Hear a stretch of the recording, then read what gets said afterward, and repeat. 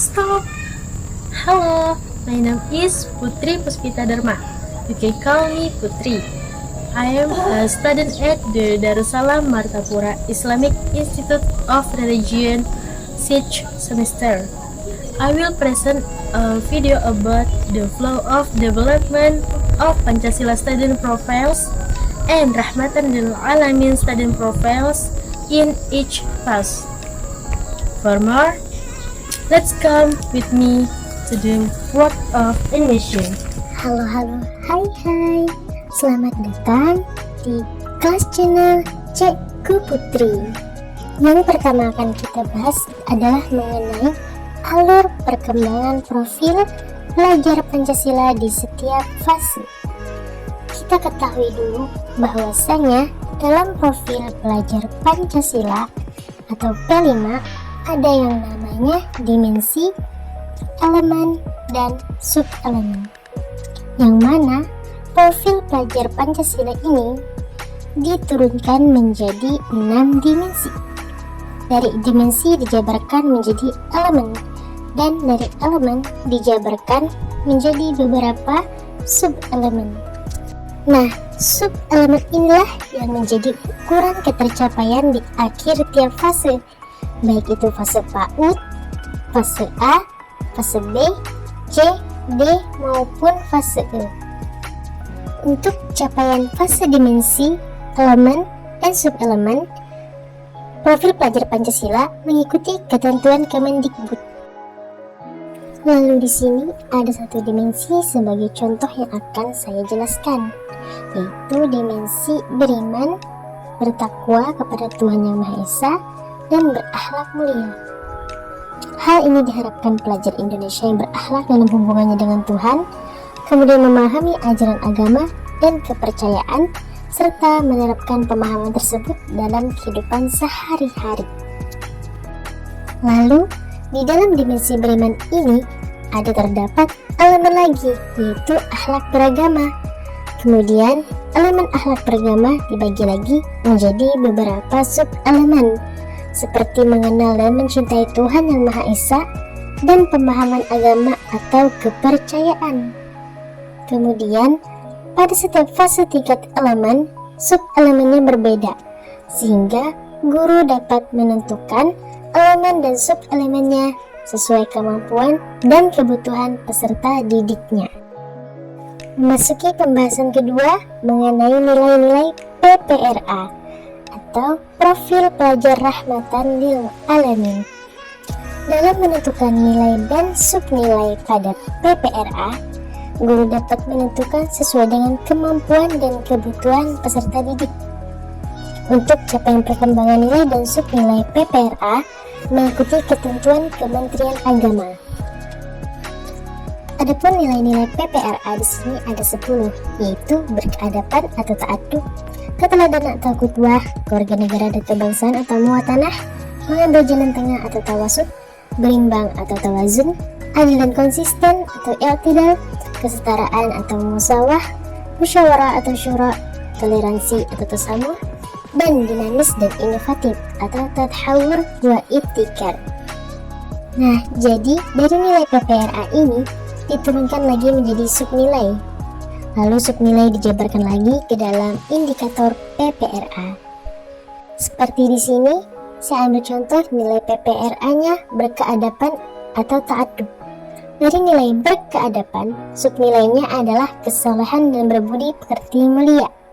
Lalu dari subnilai tersebut dihasilkanlah indikator PPRA berupa menunjukkan sikap sopan santun kepada siapapun, menghormati dan menghargai yang lebih tua, serta menyayangi yang lebih muda.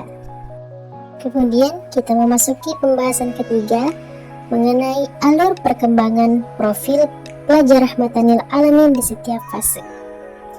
Alur perkembangan profil pelajar Rahmatan lil Alamin ini dapat disebut juga sebagai target capaian PPRA di setiap fase.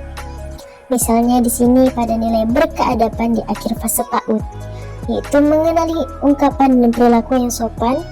Kemudian seterusnya pada fase A, B, C, dan D sampai dengan fase E, yaitu mengaktualisasikan sikap sopan menghargai dan menghormati yang lebih tua sesuai dengan nilai, hak dan prinsip dalam peraturan yang berlaku di madrasah, negara, dan dunia.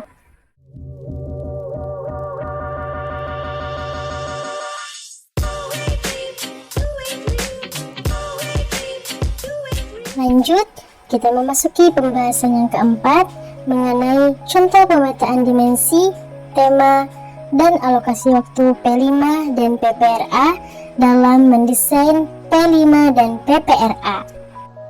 Nah, dalam pelaksanaannya, proyek profil pelajar Pancasila digandengkan dengan proyek pelajar Rahmatan lil Alamin yang dilakukan dalam intrakurikuler, kokurikuler, dan ekstrakurikuler. Seperti pada bagian ini, yaitu tentang tema Bhinneka Tunggal Ika dengan topik musyawarah untuk mufakat. Dengan dimensi P5-nya, berkebinekaan global, bergotong royong, bernalar kritis. Kemudian disisipkan oleh dua nilai PPRA, yaitu nilai toleran dan dinamis inovatif. Untuk alokasi waktunya menyesuaikan tingkat pendidikan. Selanjutnya, materi kelima yaitu membentuk tim fasilitator P5 PPRA. Dalam hal ini, pimpinan satuan pendidikan atau kepala sekolah menentukan seorang koordinator proyek, bisa dari wakil kepala satuan pendidikan atau pendidik yang mempunyai pengalaman mengembangkan dan mengelola proyek. Apabila sekolah mempunyai SDM yang cukup, sekolah dapat menentukan seorang koordinator dari masing-masing kelas. Misalnya, di kelas 1 ada koordinatornya, dan di kelas 2 ada koordinatornya juga, sampai seterusnya. Dan apabila di sekolah SDM-nya terbatas, perwakilannya bisa dari masing-masing fase untuk menjadi tim fasilitator. Misalnya, guru matematika ada 5, maka dapat dipilih salah satu dari guru matematika tersebut. Sehingga terakhir, koordinator memberikan arahan untuk merencanakan dan membuat modul proyek untuk setiap kelas atau fase. Pada tahap ini sebenarnya bisa dijadikan alternatif, karena di beberapa guru ada salantingan kalau jam kurang apakah sertifikasinya bisa cair, dan dalam hal ini pemerintah sudah menjamin tidak akan merugikan guru. Apabila guru yang jamnya kurang akan dimasukkan ke dalam tim fasilitator proyek. Kemudian materi ke-6 yaitu mengidentifikasi tahapan kesiapan satuan pendidikan dalam menjalankan proyek penguatan profil P5 dan PPRA. Dalam hal ini, kita merefleksikan diri sendiri, merefleksikan sekolah kita untuk mengetahui kita sudah berada di tahap mana di antara 3 tahap ini. Seperti tahap awal, di mana setiap tema dilakukan dengan jadwal belajar yang seragam. Kemudian tahap berkembang, di mana setiap tema dilakukan dengan jadwal belajar yang seragam per 2-3 kelas. Dan tahap terbiasa, di mana setiap kelas dapat memilih waktu pelaksanaan proyek yang berbeda. Untuk memastikan perancangan dan perencanaan P5 berjalan dengan baik, ada beberapa hal yang perlu disiapkan seperti pemilihan tema proyek yang akan dijalankan dalam 1 tahun ajaran sebelum tahun ajar dimulai. Yang kedua, mengatur alokasi waktu dari setiap tema proyek yang dipilih. Yang ketiga, membentuk struktur kepanitiaan.